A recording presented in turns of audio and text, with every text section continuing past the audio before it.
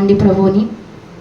మహాపరిశుద్ధమైన ప్రేమగల తండ్రి, మహోన్నతుడా, మీ ఘనమైన నామానికి వందనములు స్తోత్రములు చెల్లించుకుంటున్నాం ప్రభా. గడిచిన నైనా ప్రభా, అయా దినముల నుంచి ప్రభా ఈ దినము వరకు తండ్రి మమ్మల్ని ఎంతగానో మీరు కాచి కాపాడినందుకే మీకు వందనాలు స్తోత్రాలు చెల్లిస్తున్నాము ప్రభా. ఇంతవరకు పాటల ద్వారా నీ నామము మహిమ పొందుకున్నారు ప్రభా. తల్లులు నాయన సహోదరులు ప్రార్థించారు, ఆలకించిన దేవుడు ప్రభా. మా స్తుతి ఆరాధనలో మీరు మాకు తోడుగా ఉన్నందుకే వందనాలు స్తోత్రాలు. కీర్తన భాగంలో కూడా మీరు మాకు తోడుగా ఉంటూ వచ్చినందుకే మీకు వందనాలు ప్రభా. మిగిలిన నాయన ప్రభా సమయాన్ని కూడా మీరు మమ్మల్ని దీవించి ఆశీర్వదించమని మీ సన్నిధిలో ప్రార్థిస్తున్నాం ప్రభా. అయ్యా అలాగనే మీ దాసును మా మధ్యకు నడిపించారు ప్రభా. మీ దాసుని బట్టి నైనా మీకు కృతజ్ఞతాస్తుతులు చెల్లించుకుంటున్నాం ప్రభా. అయా పంపించిన దాసుని బట్టి, అయా ప్రభా వచ్చిన మీ దాసుని బట్టి నీకు వందనాలు చెల్లిస్తున్నాం ప్రభా. నిలబడుతున్న మీ దాసుని ప్రభా నీ చిలువ చాటున మరుగుపరుచుకొని ప్రభా కొలతలేని ఆత్మతో మీరు నింపి నాతో మాతో మీరు మాట్లాడండి. నీ మాట కొరకే మేము వచ్చామయ్యా. నువ్వు ఏమి మాట్లాడతావో అని మేము నన్ను ఆశించి వచ్చామయ్యా. ఈ వారము నీ మాటలు కావాలని ప్రవ్వా, నీ మాటలు వినాలని ప్రవ్వా, నీ మాటల ద్వారా మా బ్రతుకు సరి చేసుకోవాలని ప్రవ్వా. అయ్యా నీ మాటల ద్వారా తండ్రి మా జీవితాల్ని చక్క చేసుకోవాలని ప్రవ్వా. అయ్యా ఇదిగో మరి నీ మాటల ద్వారా నిన్ను శ్రేష్టముగా ఆరాధించాలని నీ సమూహంలోనికి చేరాం ప్రవ్వా. నీ దాసుని మీరు ఎత్తి పట్టుకోండి ప్రవ్వా. నాతో మాతో మాట్లాడండి ప్రవ్వా. మా మధ్య నుంచి బల్ల కొరకే ప్రార్థిస్తున్నాము ప్రవ్వా. అది పరిశుద్ధమైన శరీరము ప్రవ్వా. దాని మీద మేము చేయి వేయటానికి మాకు తగిన అర్హత మీరు దయచేయండి. మమ్మల్ని సిద్ధపరచండి. మా ప్రతి ఒక్క పాపముల అవిధేయతలు మీరు కడగండి ప్రవ్వా. అయా యోగ్యమైన రీతిలో దాని మీద చేయి వేయటానికి నీ కృప మాకు అనుగ్రహించండి. చేరువచ్చిన నీ బిడ్డలందరినీ మీరు జ్ఞాపకం చేసుకోండి. ఈ ఆరాధన అంతా నీ సముఖముకు చేర్చుకుని తండ్రి అయా త్వరలో రాని నా ప్రభువైన ప్రేమగల తండ్రి యేసుక్రీస్తు నామములో అడిగి వేడుకుంటున్నాము తండ్రి. అందరం కూర్చుందామండి. అందరం కూర్చుందాం. సాక్ష్యములు తర్వాత చివరిలో ఇద్దామండి.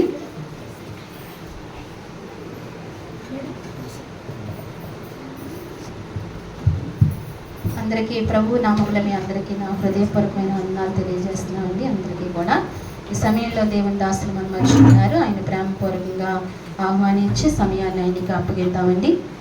జ్ఞాపన అంట మనఃపూర్వకమైనది, బహుబలము గలదై ఉంటుంది. నిజంగా మనం ప్రార్థిస్తూ వచ్చాం. మన దేశానికి క్రైస్తవులకి కావాల్సిన ఆ పరిస్థితులను బట్టి ప్రార్థిస్తూ వచ్చాం. దేవుడు సహాయం చేస్తూ వచ్చారు.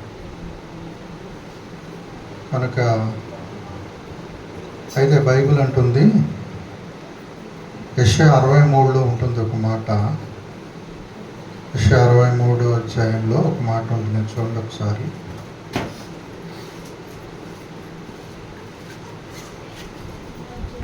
అరవై రెండు 7లో ఉంటుంది. యెహోవా జ్ఞాపకులారా విశ్రమింపకుడి, ఆయన యెరూషలేమును స్థాపించే వరకు, లోకమంతటా దాన్ని ప్రసిద్ధి చేయు వరకు ఆయన్ని విశ్రమింప చేయకు. నీకు చాలండి. అంటే నిజంగా కూడా మనం ఈ ప్రార్థన అనేది చేయాలి. అక్కడ ఏమంటుందంటే, యెహోవా జ్ఞాపకర్తలారా విశ్రమింపకుడి, ఆయన యెరూషలేమును స్థాపించే వరకు, లోకమంతటా దాన్ని ప్రసిద్ధి కలగజేయ వరకు ఆయన్ను విశ్రమింప నీయకుడి. అది మనం విశ్రమింపకూడదంటే ఆయన కూడా. ఏదైనా ఒక విషయాన్ని మనం పట్టుకున్నాం అనుకోండి, మనం విశ్రమించకూడదంటే ఆయనకు కూడా విశ్రాంతి ఇవ్వకూడదంటే ఆ కార్యం జరిగించేవారు. కనుక ఈ కడవరి కాలంలో ఇలాంటి ప్రార్థనలు అనేది చాలా అవసరం. ఇలాంటి ప్రార్థనలు అనేది చాలా అవసరం. క్రైస్తవుని యొక్క ప్రార్థన ఎలాంటిదంటే బహుబలం గలదంటే, విజ్ఞాపన ఎలాంటిదంటే మనఃపూర్వకమై బహుబలం గలగా ఉంటుందంటే. అందుకే ఇలాంటి ప్రార్థనలు మనం చేయాలి. ఈ కడవరి దినాల్లో క్రైస్తవులు క్షేమముగా ఉండాలి అంటే, మరి ప్రభుని ఆరాధించుకోవాలన్నా, సువార్త ప్రకటించుకోవాలన్నా మనకు ఎంతైనా అవసరమైన ఉంది. ఎందుకంటే వాడు కూడా సమయం కొంచెమేనని వాడు ఏం చేస్తున్నాడు, క్రోధం గలవాడే పనిచేస్తున్నాడు. కనుక అనేకుల్ని వాడి వైపు తిప్పుకొని క్రైస్తవులైన వారిని అలాగే మరి సేవకులైన వారిని ఎన్నో ఇబ్బందులకి గురి చేస్తున్నాడు. కనుక ఈ ప్రార్థన ఎంతైనా మనకు అవసరం. రండి వర్తమానంలోకి వెళదాం. మత్తయి సువార్త 7వ అధ్యాయం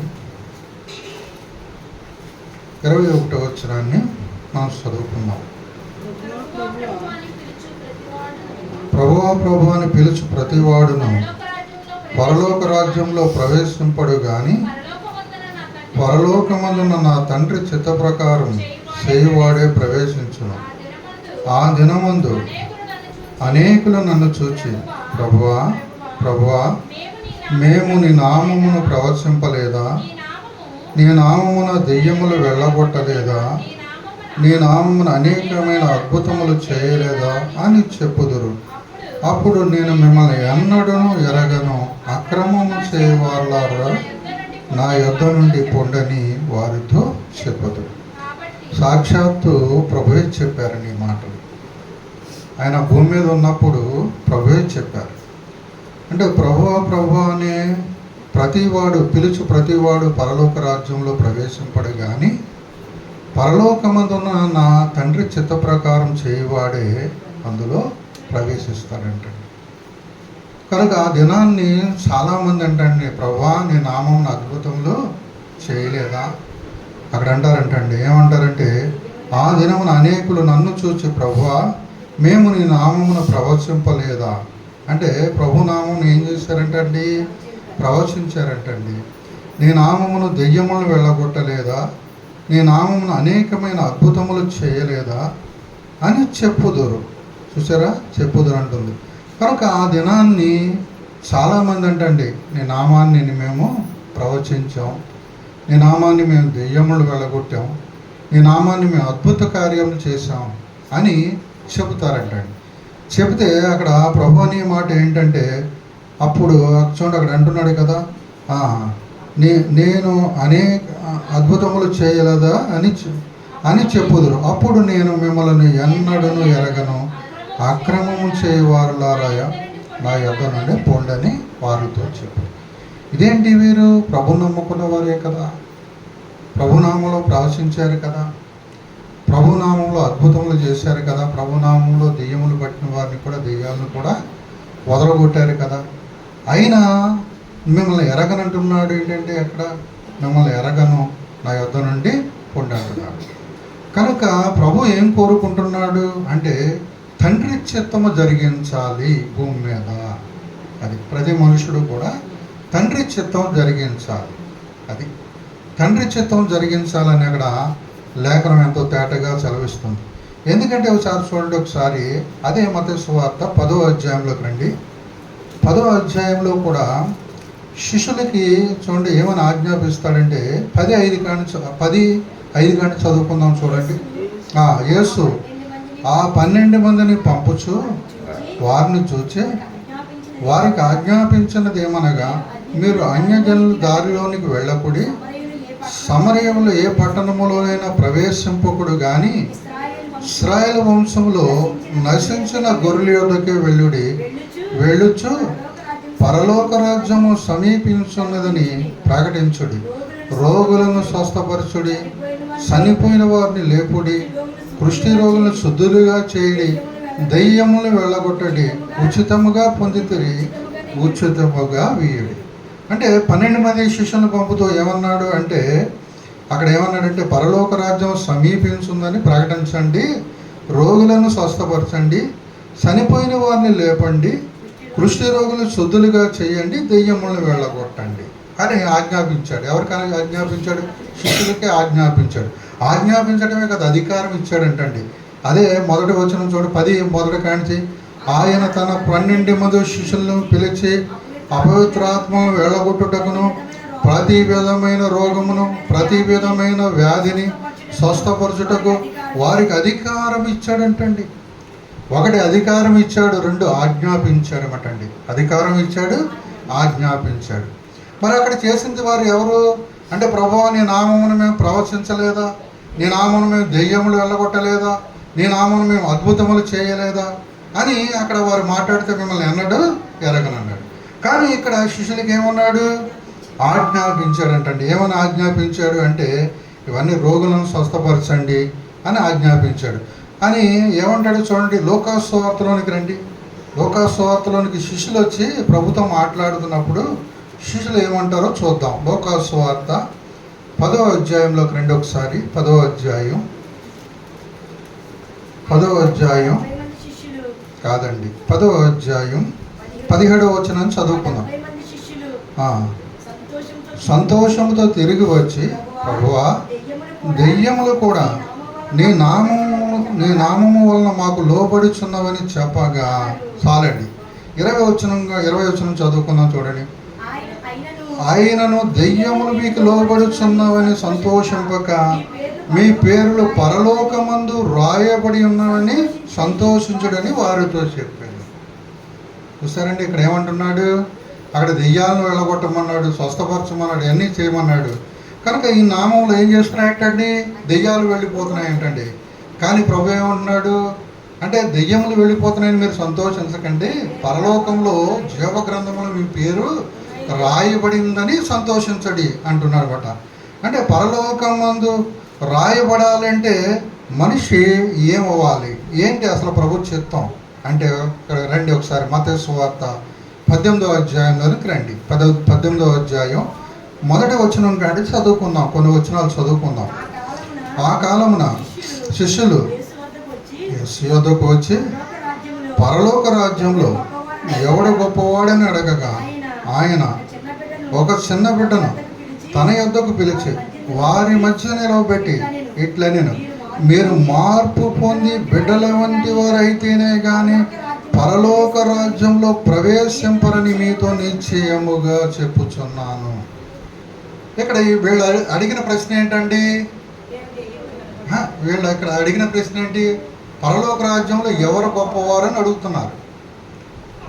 ప్రభు ఏమంటున్నారు? ఎవరు గొప్పవాడనే సంగతి పక్కన పెట్టండి, కానీ పరలోక రాజ్యంలో మీరు ప్రవేశించాలంటే మీరు ఎలా ఉండాలంట? మార్పు పొంది చిన్న బిడ్డల వలె మీరు మార్పు పొందితేనే కానీ పరలోక రాజ్యంలో చేయాలి. అంటే ఎలాగంటండి? మార్పు పొందాలంటండి, మనం మార్పు పొందాలి. వారు అడిగే ప్రశ్న ఏంటి అంటే, ప్రభువా ఎవరు పరలోక రాజ్యంలో అసలు ఎవడు గొప్పవాడు అని ప్రభుని అడుగుతున్నారు. ప్రభు అంటున్నారు, పరలోక రాజ్యంలో ఎవరు గొప్పవాడు అనేది కాదు, అక్కడ అసలు నువ్వు పరలోక రాజ్యంలో ప్రవేశించాలంటే నువ్వు ఎలా ఉండాలి అని చెబుతున్నారు. అది తండ్రి చిత్తం. అంటే మార్పు పొందిది ఎలా ఉండాలంటండి? బిడ్డల వలె ఉండాలంటండి.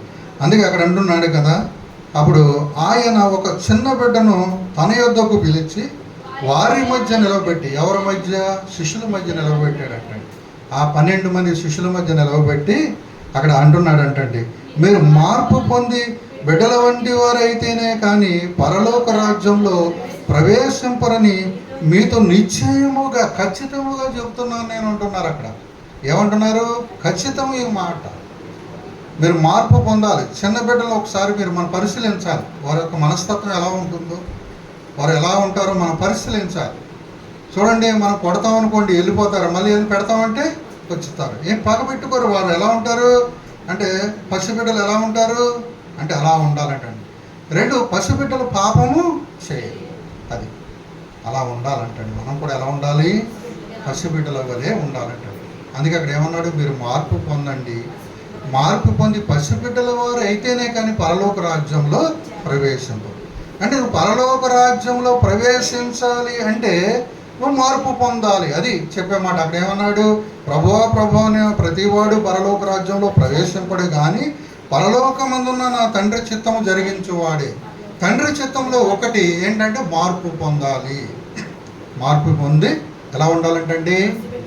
చిన్న బిడ్డల వలె ఉండాలంటండి. చిన్న బిడ్డల వలె మనం మార్పు పొందితేనే కానీ పరలోక రాజ్యంలో ప్రవేశింపమని కిందకు చెప్తున్నాడు. చూడండి ఒకసారి. కాగా ఏ బిడ్డ వల్లే తన్ను తాను తగ్గించుకున్నవాడు ఎవడో వాడు పరలోక రాజ్యములో గొప్పవాడు. ఆన్సర్ ఎక్కడ ఇచ్చాడు? కింద ఇచ్చాడు అన్నమాట. ఎవడు గొప్పవాడు అన్నది ముందర వల్ల గొప్పవాడు మాట అక్కడ ఉంచు, పరలోక రాజ్యంలో నువ్వు ప్రవేశించాలంటే ఏం చేయాలో చెప్పాడు. అంటే మార్పు పొందాలని చెప్పాడు. మార్పు పొందాలని చెప్పాడు. కింద చెబుతున్నాడు అనమాట, ఈ చిన్న బిడ్డ వలె తన్ను తాను తగ్గించుకునేవాడు ఎవడో వాడే పరలోకంలో గొప్పవాడు. తగ్గించుకునేవాడు, తన్ను తాను తగ్గించుకునేవాడు. అంటే ఎలా తగ్గించుకోవాలి?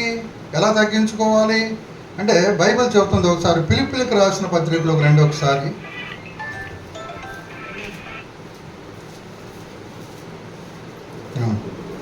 చూడండి అక్కడ అంటున్నాడు కదా, ఫిలిప్పీలకు రాసిన పత్రికలోకి రండి. చూద్దామమ్మా ఒకసారి. ఫిలిప్పీలకు రాసిన పత్రిక 2వ అధ్యాయం 5వ వచనం. 5వ వచనం కాదా, 3. కక్ష చేత కానీ వృధా చేత కానీ ఏమీ చేయక వినయ మనస్కుల గలవారే ఒకరినొకడు తనకంటే యోగ్యుడని ఎంచుకోవాలంటండి. ఎలా ఎంచుకోవాలంటండి? నా సహోదరి నాకన్నా యోగ్యురాలని ఎంచుకోవాలి. అది తగ్గించుకునే జీవితం. అంటే నా సహోదరి మీద నేను గొప్పవాడిని కాదు, నా సహోదరి నాకన్నా యోగ్యురాలు అది, లేక నా సహోదరుడు నాకన్నా యోగ్యుడు అని అది తను తాను తగ్గించుకోవాలన్నమాట. ఒకటి మార్పు పొంది బిడ్డల వలె ఉండాలి. 2 తను తాను తగ్గించుకోవాలి, తను తాను తగ్గించుకోవాలి. అందుకే యేసు ప్రభు వారు కూడా చూడండి ఒకసారి. యేసు ప్రభు వారు కూడా ఆయన ఎలాగ తగ్గించుకున్నారో ఒకసారి యోహాను సువార్త 13వ అధ్యాయంలోకి రండి ఒకసారి. 13వ అధ్యాయం 4వ వచనం కానీ చదువుకుందాం చూడండి. భోజన పంక్తిలో నుండి లేచి తన పై వస్త్రమును అవతల పెట్టి ఒక తువాల తీసుకుని నడుమునకు కట్టుకొనెను. అంతటా పళ్ళెములో నీళ్లు పోసి శిష్యులు పాదములు కరుగుటకు తాను కట్టుకుని ఉన్న తువాలతో తుడుచుటకు మొదలు పెట్టాడు. అబ్బా ఎంత తగ్గించుకున్నాడో చూడండి. ఈయన ఎవరండి? ఈయన ఎవరండి? ఈయన ఎవరు? భూమిని ఆకాశంలో కలగజేసిన దేవుడు. కలిగినదేది ఆయన లేకుండా కలగలేదంటండి. ఆయన మరణమే లేనివాడు. అలాంటి వాడు ఎవరు పాదములు కడుగుతున్నాడు ఏంటండి? ఒక మట్టి పురుగు పాదములు. మట్టి పురుగులు అంటే ఇంత కొంతసేపు కనపడి అంతలో మాయమైపోయే ఆవిరి లాంటి జీవితము కలిగిన ఈ మట్టి పురుగులు కలిగిన ఈ మనుష్యుల పాదం అంటే ఎంతగా తగ్గించుకున్నాడు ఒకసారి చూడండి. ఎంతగా తగ్గించుకున్నాడు చూడండి. ఆయన సరే అంటే ఆయన దేవాది దేవుడైండి కూడా తను తగ్గించుకుని శిష్యుల పాదములు కడిగి తువాలతో తుడిచాడు. దేవాది దేవుడై ఉండి కూడా ఆయనే సృష్టించాడు వారిని, వారి పాదాలని కడిగి. అది అందుకే అక్కడ ఏమన్నాడు? తన్ను తాను చిన్న బిడ్డ వల్లే తన్ను తాను తగ్గించుకునేవాడు పరలోకంలో గొప్పవాడు. గొప్పవాడు గొప్పవాడు గురించి ఏమన్నాడు? తగ్గించుకున్నవాడు గొప్పవాడు. అందుకే ప్రభు అన్నారు, నేను సాత్వికుడను దీన మనస్సు గలవాడని అన్నారు. ఆయన ఏమన్నారు? ఆయన నేను సాత్వికుడను దీన మనస్సు గలవాడినని ఆయన చెప్తూ వచ్చారన్నమాట. కనుక ఒకటి, పరలోక రాజ్యంలో మనం ప్రవేశించాలంటే మార్పు పొంది బిడ్డల వంటి వారం కావాలి. కనుక పరలోక రాజ్యంలో గొప్పవాడిగా ఉండాలంటే తను తాను తగ్గించుకోవాలి. అది 2 పాయింట్లు ఇక్కడ. 2 పాయింట్లు. ఒకటి, తండ్రి చిత్తం ఏంటంటే నువ్వు మార్పు పొందాలి. నువ్వు మార్పు పొంది చిన్న బిడ్డల వలె ఉండాలి. అది నువ్వు పరలోక రాజ్యంలో అప్పుడు ప్రవేశిస్తావు. పరలోక రాజ్యంలో గొప్పవాడిగా ఉండాలంటే ఇక్కడ నువ్వు తను తగ్గించుకో. నా సహోదరుడు నాకన్నా యోగ్యుడని ఎంచుకో అంటున్నాడు. అక్కడ ఏమంటాడు? వేషధారి, నీ కంటిలో ధూళమంత పాపం ఉండగా నీ సహోదరుని కంటిలో నలిసేందుకు ఎదుగుతావు అంటాడు. అంటే అవి కాదు, ప్రేమ అనేక పాపాలను ఏం చేస్తుందంటే కప్పుతుంది, కప్పాలి. ప్రేమ అనేక పాపాలని కప్పుతుంది, కప్పాలి. అది సహోదరుల మధ్యన ఈ తగ్గింపు జీవితం ఉండాలి. అది నా సహోదరుడు నాకన్నా యోగ్యుడు అనుకోవాలి, బలహీనతలు చూడకూడదు. అది ప్రేమించమన్నాడు. ఏమన్నా? నిన్ను వల్ల నీ పొరుగువాడిని ప్రేమించమన్నాడు. ప్రేమించే మనస్తత్వం ఉండాలి మనకి. అంతేగాని సహోదరులో బలహీనతలు చూచి వాటిని మనం ఎంచడం కాదు, వాటిని మెంచడం కాదు. అందుకే అక్కడ ఏమన్నాడు, వేషధారి నీ కంటిలో దోలమంత పాపం ఉంది, నీ సహోదరుని కంటిలో ఏముంది, తొలిచి ఉంది. మొదట నీ తీసివేసుకో, అప్పుడు నీ సహోదరులో కంటిలో ఉన్న నలుసు తేటగా కనపడుద్ది అంటున్నాడు. కనుక మనం ఏం చేయాలి అంటే, ఒకటి మార్పు పొందాలి, రెండు తను తాను తగ్గించుకోవాలి.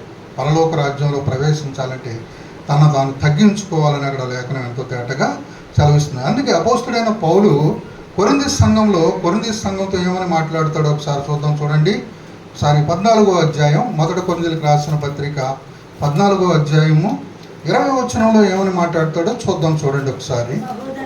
సహోదరులారా, మీరు బుద్ధి విషయమై పసిపిల్లలు కాక దుష్టత్వ విషయమై శిశువులుగా ఉండి, బుద్ధి విషయమై పెద్దవారై ఉండండి. ఏమంటున్నాడు అక్కడ? సంఘముతో ఏమన్నాడు? సహోదరులారా, మీరు బుద్ధి విషయమై పసిపిల్లలు కాక, అంటే జ్ఞానం విషయమై మీరు పసిపిల్లలు కాక, దుష్టత్వ విషయమై అంటే దుష్టుని యొక్క తత్వం, దుష్టుని యొక్క లక్షణాల విషయమై ఎలా ఉండాలంటే శిశువులుగా ఉండి, బుద్ధి విషయమైతే మీరు పెద్దవారిగా ఉండమంటున్నాడు. అంటే పాపం విషయంలో ఎలా ఉండాలంటండి? పసిపిల్లలు పాపం చేస్తారా? అది అలా ఉండాలంటండి. పసిపిల్లలు ఎలాగైతే పాపం చేయరో అలా ఉండమంటున్నాడు అక్కడ. దుష్టత్వం విషయంలో ఎలా ఉండాలంటండి? పసిపిల్లలుగా ఉండాలంటండి. పసిపిల్లలుగా ఉండాలి. పసిపిల్లలు ఎలాగైతే పాపం చేయరో అలాగ ఉండాలంటండి. మనం కూడా అలా ఉండాలని అక్కడ మాట్లాడుతున్నాడు ప్రియులారా. కనుక ఒకటి మార్పు పొందాలి, రెండు తను తాను తగ్గించుకోవాలంటండి. కనుక మరి రెండో విషయాన్ని మనం చూద్దాం. ఎందుకంటే సార్ మత్తయి సువార్తలోనికి రండి, అదే 7వ అధ్యాయం 24వ వచనంలో ప్రభు ఏమంటారో చూద్దాం. మత్తయి సువార్త 7:24. కాబట్టి ఈ నా మాటలు విని వాటి చెప్పున చేయి ప్రతివాడును బండ మీద తన ఇల్లు కట్టుకున్న. ఇంకా ఏంటంటే, ఒకటి మార్పు పొంది బిడ్డల వంటి వారం కావాలి, రెండు తను తాను తగ్గించుకోవాలి, మూడు ఆయన మాటలు వినుట నేర్చుకోవాలి. ఆయన ఏమంటున్నాడు? కాబట్టి ఈ నా మాటలు విని వాటి చెప్పున చేయి ప్రతివాడు బండ మీద ఇల్లు కట్టుకున్న బుద్ధిమంతుడిని పోలి ఉంటాడు. బండ మీద ఇల్లు కట్టుకున్న బుద్ధిమంతుడిని పోలి ఉంటాడు అంటాడు. వరద వచ్చినా లేక గాలి కొట్టినా ఏమొచ్చినా ఆ ఇల్లు ఏమవ్వదు, పడదు. కనుక ఆయన మాటల మీద ఎవరైతే తన జీవితాన్ని కట్టుకుంటారో, తన హృదయాన్ని కట్టుకుంటారో, ఆ వ్యక్తి బండ మీద ఇల్లు కట్టుకున్న బుద్ధిమంతుడిని పోలి ఉంటాడంటే, బుద్ధిమంతుడిని పోలి ఉంటాడని అక్కడ లేఖనం ఎంతో తేటగా సెలవిస్తుంది. కనుక ఒకసారి లూకాసు సువార్తలోనికి రండి. లూకాసు సువార్త 6వ అధ్యాయంలో ప్రభు ఏమంటారో చూద్దాం. 6వ అధ్యాయం 44వ వచనాన్ని చదువుకుందాం. కాదు బాబు, కాదు. ఎంత అది? 46. 46. నేను చెప్పు ప్రతి మాట ప్రకారం మీరు చేయక ప్రభు అని నన్ను పిలుచుట ఎందుకు? చాలండి. ఇక్కడ ఏమంటున్నాడు? నేను చెప్పు మాటల ప్రకారం మీరు చేయక ప్రభు అని నన్ను పిలుచుట ఎందుకు? అది నన్ను పిలుచుట ద్వారా మీకు ఏం ప్రయోజనం? అంటే నేను చెప్పే మాటల ప్రకారం మీరు చేయకుండా ప్రభు అని నన్ను పిలుచుట వలన మీకేం ప్రయోజనం, మీకేం మేలు కలుగుతుంది అంటున్నారు అక్కడ. చూసా, ప్రభువే చెప్పారు ఈ మాట. అంటే ఆయన చెప్పినట్టు మనం చెయ్యక ప్రభు అని పిలిస్తే ఆయన ఏమంటున్నాడు? ఆయన అక్కడ అంటే చూడండి, అక్కడ ఏమంటే పిలుచుట, నన్ను ఎందుకు పిలుస్తున్నారు? నన్ను పిలిచారనుకోండి, నా మాట ప్రకారం చేయాలి కదా. నా మాట ప్రకారం చేయనప్పుడు నన్ను ఎందుకు పిలుస్తున్నారని అడుగుతున్నాడు ఆయన.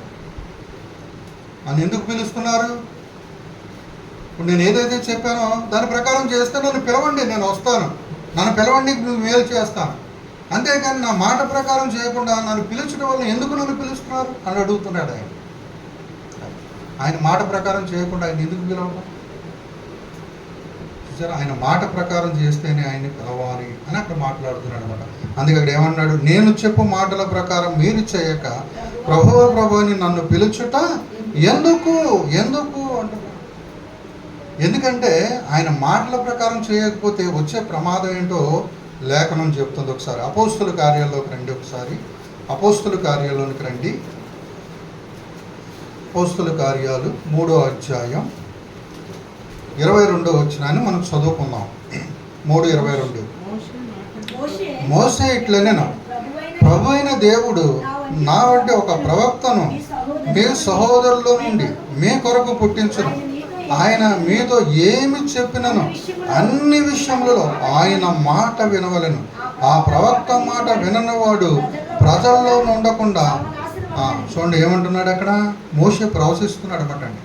ఏమని ప్రవశిస్తున్నాడు అంటే, మోషే ఇట్లనెను, ప్రభువైన దేవుడు నా వంటి ఒక ప్రవక్తను మీ సహోదరుల నుండి మీ కొరకు పుట్టించును. ఆయన మీతో ఏమి చెప్పినను అన్ని విషయములలో మీరు ఆయన మాట వినాలంటండి. అన్ని విషయాల్లో ఆయన మాట వినాలంటండి. కొన్ని విషయాల్లో కాదు, కొన్ని విషయాల్లో విని కొన్ని విషయాల్లో మానేయటం కాదు. అన్ని విషయములో ఆయన మాట వినాలి. ఆయన మాట వినటం నేర్చుకోవాలండి.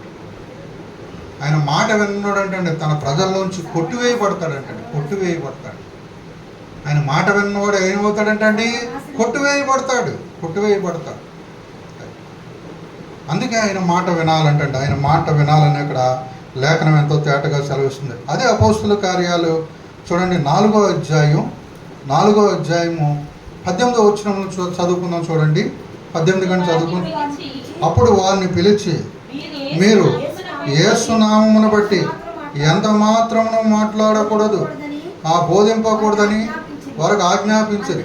అందుకు పేతురు యోహానును వారిని చూచి, దేవుని మాట వినుట కంటే మీ మాట వినుట దేవుని దృష్టికి న్యాయమా, మీరే చెప్పుడి. అబ్బా, ఎవరి మాట ఏంటో నేర్చుకున్నారండి అపోస్తులు. అక్కడ ఏంటండి కొంతమంది ఏమన్నారంటే, అప్పుడు వారిని పిలిచి, మీరు యేసునామమును బట్టి ఎంత మాత్రమును బోధింపకూడదని వారికి ఆజ్ఞాపించిరి. అందుకు పేతురు యోహాను వారిని చూచి, దేవుని మాట వినుట కంటే మీ మాట వినుట న్యాయమా, దేవుని దృష్టికి న్యాయమా, మీరే చెప్పండి. ఎవరి మాట వినాలి? దేవుని మాట వినాలి అంటున్నాడు అక్కడ. వారు ఏమంటున్నారు? దేవుని మాట వినుట కంటే మీ మాట వినటం న్యాయమా అని అడుగుతున్నారు. అంటే ఆయన మాట వినటం నేర్చుకోవాలి. ఆయన మాట వింటే మనకేం కలుగుద్ది అంటే, చూడండి ఒకసారి ఆయన మాట వింటే మనకి ఏం కలుగుద్దో లేఖనం చెబుతుంది. ఒకసారి ద్వితోపదేశ కాండంలోనికి రండి. మనకేం కలుగుద్దో చెప్తుంది లేఖనం. 10వ అధ్యాయం చూడండి ఒకసారి. 13 అండి. 10:13. నీ మేలు కొరకు నేను నీకు ఆజ్ఞాపించు యెహోవా ఆజ్ఞలను కట్టడలను అనుసరించి నడుచుకొందోనని మాట గాక, నీ దేవుడైన యెహోవా నిన్ను మరి ఏమి అడుగుచున్నాడు? అసలు ఏమడుగుతున్నాడండి ఆయన? ఎందుకంటే ఎందుకు పైన అన్నాడు? నీ మేలు కొరకు అంటే నీకు మేలు కలగట కొరకు ఆయన మాట వినాలంటాడు. మనకు మేలు కొరకు ఆయన మాట వినాలి. ఆయన మాట వింటే ఏం కలుగుద్దంటండి? మేలు కలుగుద్దంటండి ఆయన మాట వింటే. అందుకే అక్కడ ఏమన్నాడు? నీ మేలు కొరకు నేను నీకు ఆజ్ఞాపించు యెహోవా ఆజ్ఞలను కట్టడలను అనుసరించి నడుచుకుందు అనే మాట గాక, నీ దేవుడైన యెహోవా మరి నిన్నేమడుగుతున్నాడు? అసలు ఏమడుగుతున్నాడండి అని అంటున్నాడు ఆయన. చూడుము, ఆకాశము మహాకాశము భూమియు అందున్నవని నీ దేవుడైన యెహోవాయే. భూమి, ఆకాశము, మహాకాశం అందున్న సమస్తము కూడా నీ దేవుడైన యెహోవాయే. నువ్వు ఏమి ఇవ్వగలదు? నువ్వు దేవునికి ఏమి ఇవ్వగలదు? ఏమీ ఇవ్వలేవు. కానీ ఆయన ఏమంటున్నాడు? నా మాట విను. అది నా మాట విను అని అడుగుతున్నాడు ఆయన. ఎందుకు నా మాట? నీకు మేలు కలగాలి. నీకు మేలు కలగాలి, నీ జీవితంలో మేలు కలగాలి, నీ కుటుంబంలో మేలు కలగాలి. మేలు కలగాలంటే ఆయన మాట వినాలి అంటున్నాడు అక్కడ. మేలే కాదండి, ఆయన మాట వింటే ఆశీర్వాదం కూడా. ఆయన మాట ఏంటండి? ఆశీర్వాదం కూడా. లోకాసు వార్తలోనికి రండి ఒకసారి. లోకాసు వార్తలో ఉంది కదా మాట. 5వ అధ్యాయంలోకి రండి. లోకాసు వార్త 5వ అధ్యాయం 4వ వచనం కానీ చదువుకుందాం. ఆయన బోధించుట సాలించిన తర్వాత నీవు దోణను లోతుకు నడిపించి చేపలు పట్టుటకు మీకు వలలు వేయడని సీమోనుతో చెప్పగా సీమోను ఏలినవాడా రాత్రంతయు మేము ప్రయాసపడితిమి గాని మాకేమీ దొరకలేదు. అయినను నీ మాట చొప్పున వలవెత్తుమని ఆయనతో చెప్పాను. వారలాగ చేసి విస్తారమైన చేపలు పట్టిరి. అందుచేత వారు వలలు పిగిలిపోచుండగా వారు వేరొక దోణిలోనున్న తమ పాలివారు వచ్చి తనకు సహాయము చేయవలని వారికి సంజ్ఞలు చేసిరి. చూసారా, అక్కడ ఏమంటున్నాడు? ఆయన బోధించుట చాలించిన తర్వాత మీ దోణి లోతుకు నడిపించి చేపల పట్టుటకు మీరు వల వేయడని సీమోనుతో చెప్పగా సీమోను ఏమంటున్నాడు? ఏలినవాడ రాత్రంతయు మేము ప్రయాసపడితిమి కానీ మాకేమీ దొరకదు. అయినా నీ మాట చొప్పున, అక్కడ ఏమంటున్నాడు? అక్కడ అయినాను నీ మాట చొప్పున మేము అంటే ఎన్ని పెట్టారు? మాట చొప్పున విస్తారమైన 153 గొప్ప చేపలు పెట్టారంట. ఇదేంటిది? ఆశీర్వాదం. ఒకటి దేవుని మాట వింటే మేలు, దేవుని మాట వింటే ఆశీర్వాదం. కానీ పేతురు ఎంత నైపుణ్యం కలిగిన వాడు! ఎక్కడ చేపలు పడతాయో, సముద్రంలో ఎక్కడ వలేస్తే చేపలు పడతాయో ఆ నైపుణ్యత తెలిసిన వాడు. రాత్రంతా ప్రయాసపడ్డాడంటాడు. రాత్రంతా వల వేశారంటాడు. ఒక్క చేప కూడా దొరకలేదు. అదే చెప్తున్నాడు. అక్కడ ఏమంటున్నాడంటే సీమోను నా ఏలినవాడ రాత్రంతా మేము ప్రయాసపడతాం కానీ మాకేమీ దొరకలేదని, అయినను నీ మాట చొప్పున వల వేయమని ఆయనతో చెప్పేది. అంటే మాట ఎలా వింటున్నారు చూడండి. అక్కడ ఏమంటున్నారు? ప్రకటించొద్దంటే దేవుని మాట వినుట కంటే మీ మాట వినుట న్యాయం అంటున్నారు. ఇక్కడ ఏమంటున్నారు అంటే ప్రభువా రాత్రంతా మేము పడ్డాం. రాత్రంతా ఎక్కడ పడతాయో నాకు తెలుసు. నేను ఎప్పుడో చిన్నప్పటి నుంచి కూడా వల వేస్తున్నాను. ఏ టైంలో ఏ చేపలు పడతాయో కూడా తెలుసు, ఎక్కడ పట్టాలో కూడా తెలుసు. కానీ అయినా ఒక్క చేప కూడా దొరకదు. అయినా నీ మాట చొప్పున వేస్తున్నామని వేసేటప్పటికి ఏమైంది? 100 విస్తారమైన చేపలు పట్టారంట. అంటే ఏంటిది? ఆశీర్వాదం. ఆయన మాట వింటే ఆశీర్వాదం. మన చిన్న ఉద్యోగాన్ని కూడా ఆశీర్వదింటారు, చిన్న వ్యాపారాన్ని కూడా చిన్న చేతి పని కూడా ఆశీర్వదింటారు. మనం ఆశీర్వదించాడు అనుకోండి, మన కష్టం బయటికి వెళ్ళదు. ఇవాళ వేలు ఎందుకు ఖర్చు పెడుతున్నాం? రోగాలకని వేలు లక్షలు ఖర్చు పెడుతున్నాం. కానీ ఆయన మాట వినక, ఆయన మాట వింటే మనకు ఏముంటుంది? ఆశీర్వాదం ఉంటుంది, ఆరోగ్యం ఉంటుంది ఆయన మాట వింటే. అందుకే ఆయన మాట వినటాన్ని నేర్చుకోవాలి. ఆయన మాట వినటానికి మన హృదయాన్ని లోబర్చుకున్నప్పుడే మనం ఆశీర్వాదం చూడగలుగుతాం. లోబర్చుకున్నప్పుడే మనం మేలు చూడగలుగుతాం అని అక్కడ లేఖనం ఎంతో తేటగా చదివిస్తుంది. కనుక ఇంకొకటి, ఆయన మాట చూడండి ఎలాంటిదంటండి. ఆయన మాట ఎలాంటిదో ఒకసారి యోహాను సువార్త గ్రంథంలోనికి రండి. పేతురు అంటాడు, అక్కడ ఏమంటాడో చూద్దాం. చూడండి పేతురు భక్తుడు ఏమంటాడంటే 6వ అధ్యాయం, యోహాను సువార్త గ్రంథం 6వ అధ్యాయం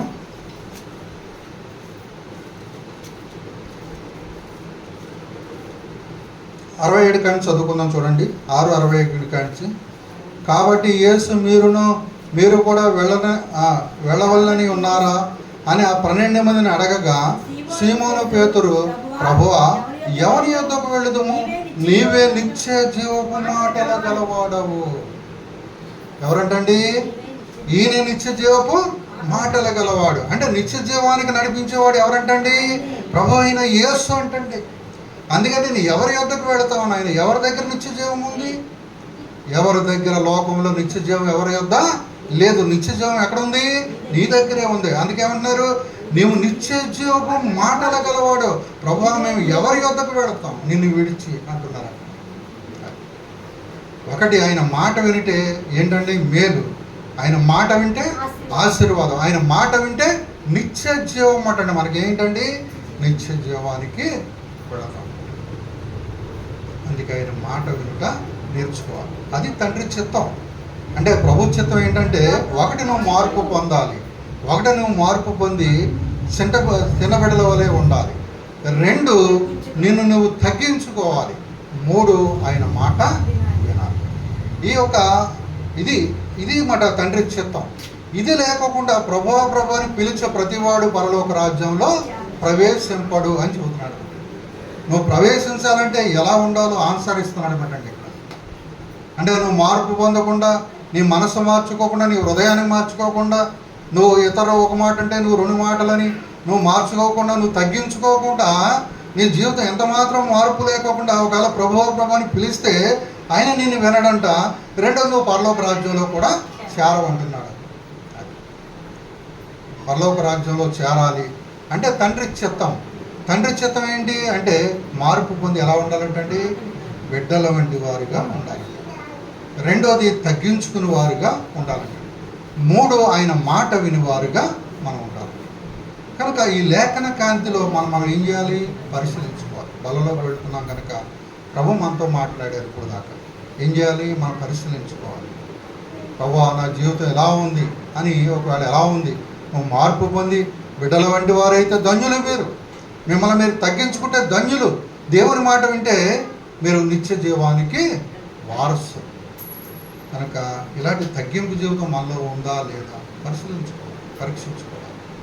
పరలోక రాజ్యం వెళ్ళాలనే కదా మనం ఇక్కడికి వచ్చాం. ఎందుకు వచ్చాం ఇక్కడికి, ఆయన దగ్గరికి ఎందుకు వచ్చాం? మన బంధువులు కానీ, మన రక్త సంబంధులు కానీ మనల్ని ద్వేషించినా, మనల్ని దూషించినా మనం ఎందుకు వచ్చాం? ఈయన కావాలని, నిత్య జీవానికి వెళ్ళాలని, ఆయనతో కూడా యుగాలు ఉండాలని వచ్చాం. కనుక నిత్య జీవానికి వెళ్ళాలి అంటే, పరలోక రాజ్యంలో ప్రవేశించాలంటే ప్రభు చెప్పిన మాట ఏం చెప్పారు ఆయన? మొదటిది, నువ్వు మార్పు పొందాలి. నువ్వు బాప్తిసం తీసుకున్నా, నువ్వు బలలోకి వస్తున్నా, నువ్వు కానుకలు ఇస్తున్నా, మార్పు లేకపోతే పరలోక రాజ్యాన్ని వెళ్ళవు అని చెప్పాడు ప్రభు. నేను చెప్పిన మాట కాదు, మనం విన్నాం కదా వాక్యంలో, నేను చెప్పిన మాట కాదు, ప్రభువే చెప్పారు. 2, గొప్పవాడు గురించి అడిగారు కదా, అంటే తాను ఎవడైతే తగ్గించుకుంటాడో వాడు గొప్పవాడు అని చెప్పారు. అంటే ఆన్సర్ తర్వాత ఇచ్చారు. నువ్వు పరలోక రాజ్యంలో ప్రవేశించాలంటే మొదట నీ యొక్క జీవితం ఎలా ఉండాలంటే మార్పు పొందాలి అని చెప్పారు. కనుక రెండోది, ఆయన మాట వినిపించుకోవాలి. ఈ లోకంలో ఏం కలుగుద్దంటండి, మనకు మేలు కలుగుతుంది. మేలు కలుగుతుంది. దేవుడు మనకు మేలు కలిగిస్తాడు, మన కుటుంబాన్ని ఆశీర్వదిస్తాడు, మన కుటుంబానికి మేలు కలుగుతుంది. 2, ఆయన మాట వినుట నేర్చుకుంటే మనకేం కలుగుతుంది, ఆశీర్వాదం కలుగుతుంది. అంటే మన ఒక కష్టార్జితం వ్యర్థంగా పోదు. మన కష్టార్జితాన్ని ఏం చేస్తాడైనా ఆశీర్వదిస్తాడు కట్టండి, ఆశీర్వదిస్తాడు. అది 30 వంతులుగా, 60 వంతులుగా, 100 వంతులుగా ఆశీర్వదిస్తాడు. మన కష్టార్జితం పోదు. కనుక ఆయన మాట వింటే నిత్య జీవానికి వెళతాం. కనుక ఈ లేఖన కాంతిలో ఏం చేయాలి, మనం పరిశీలించుకోవాలి, పరీక్షించుకోవాలి. మన జీవితం అలా ఉన్నదా లేదా అనేది పరిశీలించుకోవాలి. అలా ఉంటే మనం ధన్యులమే. అలా లేకపోతే ప్రభువా, నా జీవితం ఎలా ఉందనయ్యా నా అని లేఖన కాంతిలో ఏం చేయాలంటే మనం పరిశీలించుకోవాలి. పరీక్షించుకుని ఆ బలలోనికి వెళదాం, పరిశీలించుకుందాం. వాళ్ళ పరిచర్య ఎందుకు దైవజనులు మనతో ఎంతగానో సహకరిస్తూ పరిచర్య చేసిన దైవజనులకి హృదయపూర్వకమైన వందనాలు. మనందరి పక్షాన హృదయపూర్వకమైన వందనాలు తెలియజేస్తున్నానండి. ఇంతవరకు దేవుడు చక్కగా మనతో మాట్లాడుతూ వచ్చారు. మరి ఆయన వచ్చేవారే, ప్రభు చిత్తం నెరవేర్చేవారే ప్రభు సన్నిధానానికి చేరుతామని స్పష్టంగా దేవుడు మనతో మాట్లాడుతూ వచ్చారు. ఇంతవరకు ప్రభు బలలో ప్రవేశించడానికి హెచ్చరిక వాక్యముతో పాటు ప్రభు ఒకట ఎంతగానో సహాయపడుతూ వచ్చారు. ఇందు పరిచర్యను బట్టి దేవునికి మహిమ చెల్లించినట్లుగా ప్రార్థన చేద్దామండి. మనందరం లేచి నిలబడి ప్రభువుకి కానుకలు సమర్పించుకుందాము. మనందరం లేచి నిలబడదామండి. అందరం కూర్చుందామండి. అందరం కూర్చుందాం. ఈ వారం ప్రార్థన మనవులు ఒకసారి తెలియజేస్తున్నాను. ఒకసారి అందరూ కూడా జ్ఞాపకం ఉంచుకోండి. మంగళవారం బాలయ్య గారి ఇంటికాడ గృహ కూడిక జరుగుతుందండి. 2 వారాలు జరిగినాయి, ఇది 3వ వారం జరుగుతుంది. తప్పనిసరిగా అందరినీ రమ్మని వారు ఆహ్వానిస్తున్నారు. మీరు అందరూ వచ్చి ఆ కుటుంబం కొరకు ప్రార్థన చేయవలసిందిగా మనవి చేస్తున్నాండి. మంగళవారం 7:30కు వారింట్లో జరుగుతుంది. అలాగే శుక్రవారం ఉపవాస కూడిక జరుగుతుందండి. 11:30 గంటలకు ఉపవాస కూడిక. తప్పనిసరిగా అందరూ ఉపవాస కూడికి రావాల్సిందిగా మనం చేస్తున్నాం. ప్రభు సన్నిధిలో ఉపవాసం ఉండి ప్రార్థించినప్పుడు మన ప్రతి ఒక్క అక్కర్లు తీర్చబడతాయి. మనం ప్రభువుకి దగ్గర కావడానికి మరొక అవకాశం ఉపవాస ప్రార్థన ద్వారా ప్రభువుకి దగ్గర కావచ్చు. ఈ విషయాన్ని గమనించండి. తిరిగి ఆదివారం అలాగే పునరుద్ధాన దినము 11 గంటలకు ఆదివారం ఆరాధన జరుగుతుందండి. అందరూ తప్పనిసరిగా రండి. మీరు కూడా అనేక మందిని ప్రోత్సహించి నడిపించవలసిందిగా మీకు మనవి చేస్తున్నాం. అలాగే అందరూ కూడా ప్రతి వార కార్యక్రమాల్లో వెంబడించవలసిందిగా మనం చేస్తున్నాం. ప్రార్థన చేసుకుందామండి. ప్రతి ఒక్కరూ ప్రార్థన చేస్తూ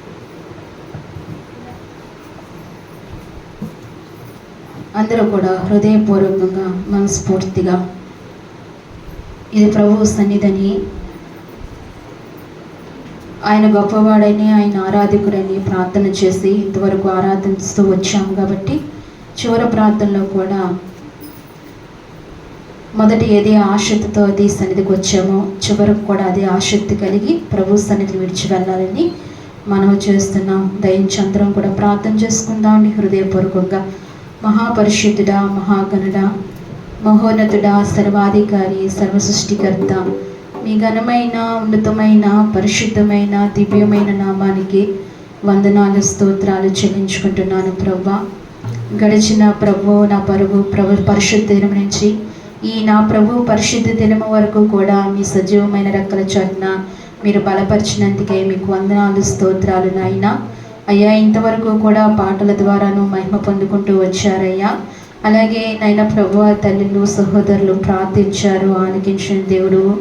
కీర్తన గ్రంథంలో తోడుగా ఉన్నాము. మా స్తుతి ఆరాధనలో మీరు తోడుగా ఉంటూ వచ్చారు ప్రభువ. మా ఆరాధనలో మీరు ఆసీనుడై తండ్రి నాయన. అయ్యా ప్రభు, ఆరాధన అంగీకరించినందుకే మీకు వందనాలు తండ్రి. మీ దాస్తుని నిలబెట్టుకుని మాతో మాట్లాడిన మాటలను బట్టి నీకు స్తోత్రాలు. అయ్యా, నువ్వు సెలవిస్తున్నావు, నన్ను ప్రభువా ప్రభువా అని నోటితో పిలుచు ప్రతివాడు పరలోక రాజ్యంలో చేరడు అని నువ్వు సెలవిస్తున్నావు ప్రభువా. నోటి మాటతో మేము స్తుతిస్తే గనక, ప్రభువా అని అంటే గనక నిత్యత్వంలోనికి వెళ్ళమని అయ్యా నువ్వు స్పష్టంగా మాకు ఈ దినాన్ని తెలియజేశావు. అయ్యా, నీ లేఖన భాగంలోంచి మాకు నాయన చూపిస్తూ వచ్చావు. ఎవరైతే ప్రభువు మాట వింటారో వారే నిత్యత్వంలోనికి వెళతారని, నిత్యరాజ్యంలో ప్రవేశిస్తారని నువ్వు మాట్లాడుతూ వచ్చావు తండ్రి. నీ మాటలు వినటం నాయన మాకు నేర్పించండి తండ్రి. నీ మాటలు వినటం వల్ల ఎంతో దీవెన ఉందని నువ్వు చూపించావు తండ్రి. అయా పేతురు నాయన, అయా రాత్రంతయు శ్రమ పడుతూ వచ్చినప్పటికీ తననైనా ప్రభా, తనెంతో నైపుణ్యత కలిగిన పనుల్లో ప్రభా రాత్రంతా శ్రమ పడినా తనకు ప్రయోజనం లేకపోయింది ప్రభా. అయ్యా, నువ్వు వచ్చి ఒక మాట సెలవిచ్చావు తండ్రి. పేతురు, ఈ స్థలమందు వేయమన్నప్పుడు తండ్రి పేతురు వేయగా విస్తారమైన చేపలు పట్టబడినవి తండ్రి. తన అనుభవ జీవితంలో అంత విస్తారమైన చేప ఎప్పుడూ చూడలేదయ్యా. ఒకసారిగా తన అంత నైనా వల పిగిలినంతగా లాగినట్లుగా పేతురు చూడలేదు ప్రవ్వా. కేవలము ఆ ఆశీర్వాదము ఎలాగొచ్చిందంటే కేవలము నీ మాట వల్లే ప్రవ్వా. నీ మాట విధేయుడయ్యాడు ప్రవ్వా, నీ మాట విన్నాడు ప్రవ్వా. అయ్యా, నీ మాట వినటం వల్ల ఎంతోనైనా దీవెనని నువ్వు మాట్లాడుతూ వచ్చావు ప్రవ్వా. ఇక్కడ కూర్చున్న మా అందరిలో వింటున్న ఆయా ఈ శబ్దం ద్వారా వింటున్న ప్రతి వారిలో కూడా నీ ఆత్మకార్యం మీరు జరిగించండి తండ్రి. మాలో కూడా నైనా నీ మాట వినే స్వభావాన్ని మాకు దయచేయండి. నీ మాటను ప్రక్కన పెట్టి నీ మాట త్రోసివేసే వారముగా కాకుండా నీ మాటకు లోబడి నీ మాటకు విధేయులమయ్యే కృప మాకు ఇవ్వండి ప్రవ్వా. నీ మాటలో సకల దీవెనలు ఉన్నాయి ప్రవ్వా. నీ మాట శక్తివంతమైనది ప్రవ్వా. నీ మాట వినటానికి మాకు సహాయం చేయండి అయ్యా. ఇదిగో మరి వారము వెంబడి వారము ప్రవ్వా మీరు నాతో మాట్లాడుతూ వస్తున్నారు. నువ్వు మాట్లాడే మాటలు ప్రవ్వా నైనా మేము విని గ్రహించుకుని తండ్రి వాటి ప్రకారము నడిచే తండ్రి నాయన. అయ్యా, ఇదిగో మరి బుద్ధిగల కన్యకల వలె నాయన ప్రభా ఆ కోవలో చెందటానికి ఈ సహవాసాన్ని మీరు సిద్ధపరచమని ప్రార్థిస్తున్నాము ప్రవ్వా. అయ్యా, ఈ సహవాసంలో ఉన్న ప్రతి బిడ్డను మీరు జ్ఞాపకం చేసుకోండి ప్రవ్వా. వస్తున్నాం వెళ్తున్నామని కాకుండా ప్రవ్వా. అయ్యా ప్రభు, నాతో మాట్లాడిన మాటలను బట్టి నేను వాటిని నెరవేర్చి అయ్యా ఆయన బిడ్డగా జీవించాలని మా అందరికీ మీరు దయచేయండి ప్రవ్వా. అయ్యా, నువ్వు మాట్లాడేవాడివి తండ్రి నాయన. అలాగనే ప్రభా జీవితాలను సరిచేసేవాడివి నీవే ప్రవ్వా. అయ్యా, ఇదిగో మరి భయంకరమైన పరిస్థితుల గుండా నడుస్తున్నప్పుడు ప్రవ్వా, అయ్యా దిక్కు తోచని పరిస్థితుల గుండా మేము వెళ్తున్నప్పుడు ప్రవ్వా, ఆధారము ఏమీ లేకుండా నైనా ప్రవ్వా ఏ దిక్కు లేని స్థితిలో మేము ఉన్నప్పుడు ప్రవ్వా నువ్వు మాకు అండగా అయ్యి తోడుగా అయ్యి అయ్యా మా వెన్నంటి నిలిచి తండ్రి మాకు సహాయపడుతున్న గొప్ప దేవుడు ప్రవ్వా. నిన్ను మేము కలిగి ఉన్నాము ప్రవ్వా. అదే కృతజ్ఞత భావముతో మేము జీవించడానికి సహాయము చేయండి ప్రవ్వా. మా ప్రాణం ఉన్నంత వరకు నైనా నిన్ను సేవించే కృప మా అందరికీ మీరు అనుగ్రహించండి తండ్రి. అయ్యా ఇదిగో మరి ఈ దేవుని సంఘములో ప్రవ్వా ప్రతి బిడ్డను నైనా ప్రవ్వా మీరు బలపరచండి నైనా. అయ్యా మొట్టమొదటిగా ఆధ్యాత్మికంగా మీరు దీవించండి ప్రవ్వా, మీరు ఆధ్యాత్మికంగా ఆశీర్వదించండి ప్రవ్వా. అలాగనే తండ్రి నాయన నువ్వు నైనా ప్రవ్వా ఆనాడు అయ్యా అపోస్తలుడైన పౌలు గాయాతో చెప్తున్నాడు కదా, ఓ ప్రియుడా నువ్వు ఆత్మలో వర్ధిల్లే కొలది అన్ని విషయంలో సౌఖ్యంగా ఉంటావని చెప్పావయ్యా. అవునయ్యా నైనా మొట్టమొదటిగా మేము ఆత్మలో వర్ధిల్లటానికి అయా ఇహ సంబంధమైన దీవులను కూడా మేము నైనా అన్నీ పొందుకోవటానికి నీ సహాయం దయచేయండి నైనా. అయ్యా నీ కృప దయచేయండి. మేము మీ వెంబడిస్తే దీవులు మా వెనక వెంబడిస్తాయి తండ్రి. మేము అది తెలుసుకోకుండా మా కష్టము వెనకాల మా స్వంత నేనైనా ప్రభా ఆలోచనల వైపు అయ్యా మా స్వంత చిత్తాన్ని నెరవేర్చేవారుగా మేము జీవిస్తున్నాం ఈ లోకంలో ప్రభా. మమ్మల్ని దయతో క్షమించండి. అందుకేనైనా మేము ఏమీ ఆశీర్వదింపబడలేకపోవడానికి కారణం అయిపోయాము తండ్రి.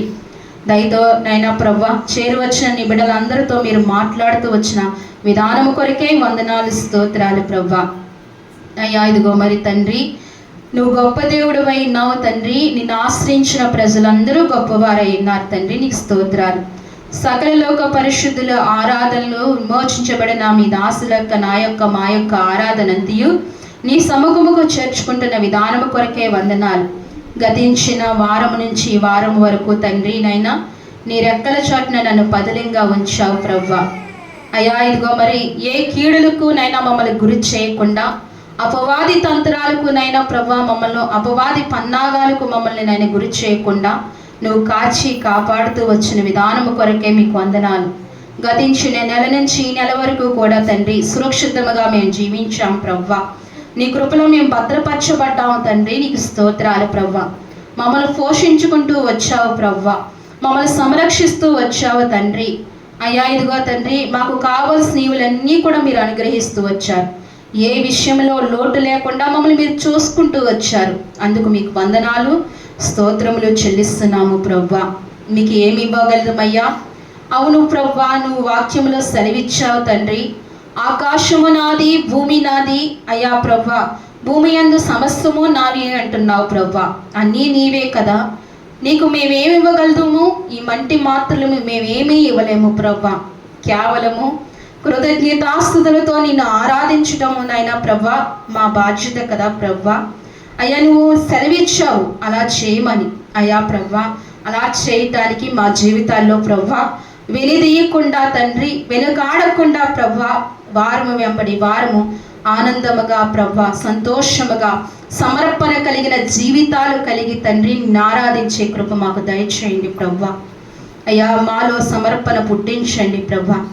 నీ కొరకునైనా ప్రతిష్ఠించబడిన బిడలంగా మేము జీవించబడటానికి, నీ కొరకు మాత్రమే బ్రతికే బిడలంగా మేము ఉండటానికి, సమాజానికి మేము కనబడటానికి సహాయం చేయండి అయ్యా తండ్రి. నీ కృపను అనుగ్రహించండి తండ్రి. అయ్యా ఈ సమయంలో చేరువచ్చిన నీ ప్రియుల్ని మీరు జ్ఞాపకం చేసుకోండి అయ్యా. అయ్యా నీ బిడలైన వారు ఏ హృదయ ఆలోచనతో నీ సన్నిధికి వచ్చారో, ఏ కోరికలతో ప్రవ్వా ఇందు అడుగు పెట్టారో ప్రవ్వా వారు బాధలు ఒక్కసారి మీరు చూడండి. మీరు తీర్చే దేవుడు, సకలలోక మానవ జాతికి ఆశీర్వాదాలకు కారకుడమైన దేవుడు కదా అయ్యా ప్రభా. నీ బిడ్డలైన వారు ఏ సమస్యతో వచ్చారు, ఏ నష్టముతో వచ్చారో ప్రభా. అయ్యా హృదయంలో నెమ్మది లేకుండా, శాంతి లేకుండా, అనారోగ్యములతో పీడింపబడుతూ ప్రభా, గుండె వ్యాధులతో ప్రభా, అయ్యా ఎక్కడ సమాధానం లేని స్థితిలో అయ్యా ఏ బిడ్డ అయితే అడుగు పెట్టారో వారికి నైనా అయా సమస్తమును మీరు అనుగ్రహించి వారి గృహానికి పంపించండి ప్రవ్వా. అయా నీ కృప దయచేయండి ప్రవ్వా. ఇశ్రాయేలు కాపాడవాడు కొనుకడు నిద్రపోడని సెలవిచ్చిన దేవుడు ప్రవ్వా. నిరంతరము మా మొరలు ఆలకించే గొప్ప దేవుడు తండ్రి, సింహాసనాసీనుడు తండ్రి, నీకు స్తోత్రాలయ్యా.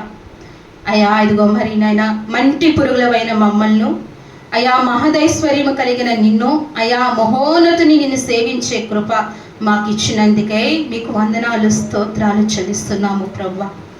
అయా నీకు కృతజ్ఞతలు చెల్లిస్తున్నాము. ఇందు ఆరాధన బట్టి నీకు స్తోత్రాలు ప్రవ్వా. అయ్యా ఇదిగో మరి ఇక మీదట ఎవరు కూడా అశ్రద్ధగా అనాలోచనగా నీ ఆరాధన సన్నిధిలో కూర్చోకుండా దైవభక్తి కలిగి, దైవాశక్తి కలిగి, భక్తిలో అనే ప్రభా అయా శక్తిని ఆశ్రయించిన బిడ్డల వలెనైనా నీ సన్నిధిలో గడిపే కృప బిడ్డలకు అనుగ్రహించమని నీ సన్నిధిలో ప్రార్థిస్తున్నాం తండ్రి. సహాయం చేయండి అయ్యా. అలాగనే వచ్చిన నీ బిడ్డలందరినీ మీరు దీవించారని మేము నమ్మొచ్చు. అలాగనే ప్రభా ఇంతవరకు వాక్య పరిచర్య చేసిన దైవజన్ని, వారి కుటుంబాన్ని, వారిని పంపించిన దైవజన్ని మీరు జ్ఞాపకం చేసుకోండి ప్రభా. అలాగే తండ్రి నైనా బాబే పరిచర్యను ఇచ్చిన సంఘాలను కూడా మీరు దీవించండి, ఆశీర్వదించండి, బలపరచండి, నీ కృప దయచేయండి. మరై దినము ప్రభా నీ శరీరంలో, నీ రక్తంలో ప్రభా పాలు పొందులు పొందే కృప మాకు ఇచ్చినందుకే వందనాలు. ఒకవేళ ఎవరైనా అయోగ్యముగా దాంట్లో చేయివేస్తుంటే దయతో మీరు క్షమించండి అయ్యా. పరీక్షించుకుని యోగ్యముగా చేయివేసే మారు మనసు అనుభవాలు ప్రతి బిడ్డకు మీరు అనుగ్రహించమని మీ సన్నిధిలో ప్రార్థిస్తున్నాము తండ్రి. సహాయపడుతూ రండి. అలాగే ప్రభా ఈ వారు కార్యక్రమాల్లో మీరు తోడుగా ఉండండి అయ్యా. దైవమానికి స్తోత్రాలు. మంగళవారం గృహ కూడుకలో మీరు తోడుగా ఉండండి. శుక్రవారం ఉపవాస కూడుకలో మీరు తోడుగా ఉండండి. తిరిగి ఆదివారం పునరుద్ధాన దినములో కూడా మీరు మాకు తోడుగా ఉండి మరింత శ్రేష్టముగా నిన్ను ఆరాధించుకునే కృప మాకు అందరికీ అనుగ్రహించమని, రాని బిడ్డలకు మరొక తరుణాన్ని కూడా మీరు అనుగ్రహించమని, అనేకమైన నైనా ప్రభా నీ బిడ్డలైన వారి సహవాసంలో చేర్చబడటానికి, నశించిపోతున్న గొర్రెలు ఈ సహవాసంలో చేర్చబడటానికి నీ కృప దయచేయమని నీ సన్నిధిలో ప్రార్థిస్తున్నాం తండ్రి. అలాగనే తండ్రి నైనా ఎవరైతే నైనా వారి కష్టార్జితములోంచి తీసుకొచ్చి నీకు అర్పణలుగా అర్పించారో, ఏ అర్పణలు అర్పిస్తూ వచ్చారో ప్రతి అర్పణ మీరు అంగీకరించండి. ప్రతి బిడ్డ హస్తాలు మీరు దీవించండి, ఆశీర్వదించండి. వారిని ఫలభరితమైన ఆశీర్వాదాలు వారికి అనుగ్రహించమని మీ సన్నిధిలో ప్రార్థిస్తున్నాం. అవి నీవి తండ్రి నైనా, అవి నీకు ఇచ్చారు ప్రవ్వా, మనుషులకి కాదు కదా ప్రవ్వా, అవి నీకు అర్పించారు ప్రవ్వా. వారిని మీరు దీవించండి, ఆశీర్వదించండి ప్రవ్వా. సహాయం చేయండి ప్రవ్వా. కృపను అనుగ్రహించండి ప్రవ్వా. మీరు మాతో ఉండండి. అలాగే నేను జరగనుబోతున్న ప్రామావింత కార్యక్రమంలో కూడా మాకు తోడుగా ఉండండి. సిద్ధపరిచిన హస్తాలు దీవించండి. ఏర్పరిచిన కుటుంబాన్ని మీరు జ్ఞాపకం చేసుకోమని నీ సన్నిధిలో ప్రార్థించుకుంటూ మీకు వందనాలు స్తోత్రాలు చెల్లించుకుంటూ హృదయపూర్వకమైన కృతజ్ఞతాస్తుతులు అయా ఈ సంఘ పక్షాన్ని మీకు తెలియజేస్తూ మీకు వందైనా మీ నామములకు అయా స్తుతియాగములు అర్పించుకుంటూ స్తుతించి ప్రార్థించి మా ప్రియరక్షకుడైన యేసుక్రీస్తు నామములో అడిగి వేడుకుంటున్నాను తండ్రి. మన తండ్రి అయిన దేవుని దీవెనయు, కుమారుడైన యేసుక్రీస్తు కృపయు, పరిశుద్ధాత్మ అన్యోన్య సహవాసము మనకును మన కుటుంబాలకును సార్వత్రిక సంఘాలకును ఇప్పుడును ఎల్లప్పుడూ సదాకాలము దేవుడు తోడైండి నడిపించును గాక. యేసు రక్తమే సులువు, యేసు రక్తమే జయం, ప్రవేశ రక్తము సంపూర్ణమైన విజయం కలుగును గాక. ఆమేన్, ఆమేన్, ఆమేన్.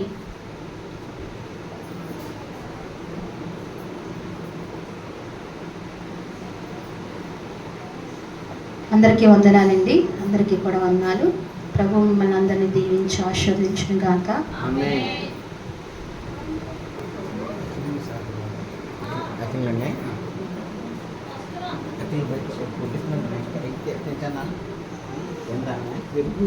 చూస్తుంటే